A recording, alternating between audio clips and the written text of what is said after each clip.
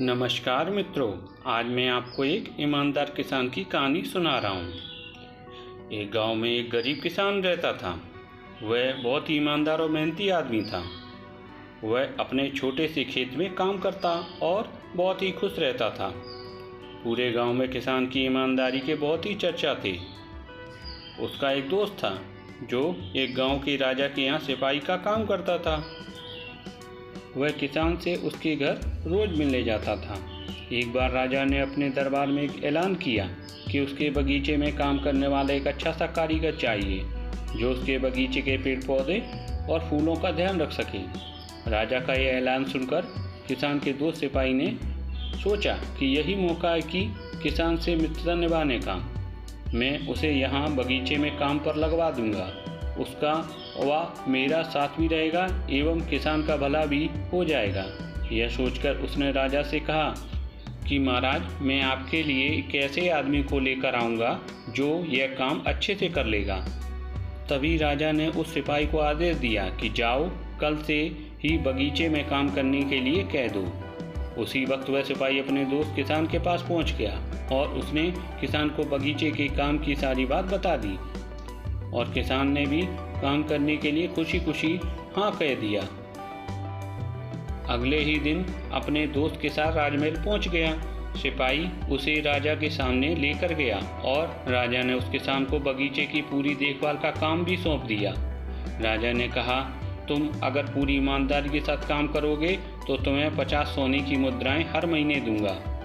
किसान खुशी खुशी बगीचे में काम करने के लिए हाँ कह देता है और वह उसी वक्त बगीचे में काम करने लगा।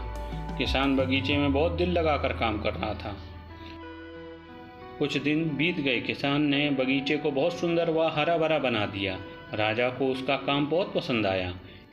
एक दिन किसान बगीचे में कुछ खुदाई कर रहा था तो उसने जमीन के नीचे कुछ महसूस किया। तो उसने खुदाई की तो देखा वहाँ नीचे एक बड़ी सी संदूक थी। किसान ने वह संदूक बाहर निकाला और खोला तो क्या देखा, वह सोने और चांदी से भरी हुई थी। यह देख किसान बहुत खुश हुआ और अपनी ईमानदारी दिखाते हुए राजा के पास पहुंचा। राजा किसान की ईमानदारी देखकर बहुत खुश हुआ और उसके साथ वहां गया जहां किसान ने खजाना निकाला था। राजा ने देखा तो कहा, यह खजाना तो हमारे पुरखों का है। हम कई वर्षों से इसे खोज रहे थे। खजाना देख राजा बहुत ही खुश हो जाता है। राजा अगले दिन किसान को पूछता है, तुम्हें क्या इनाम चाहिए? किसान बोला, मालिक, मुझे कुछ नहीं चाहिए। मेरे पास जो भी है मैं उसी में खुश हूँ।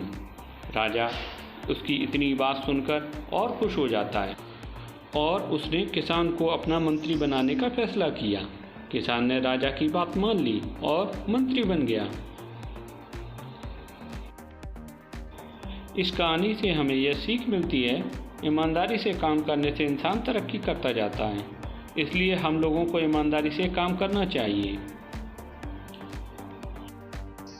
इसी तरीके के और वीडियो देखने के लिए हमारे चैनल को सब्सक्राइब करें, लाइक करें और शेयर करें। धन्यवाद।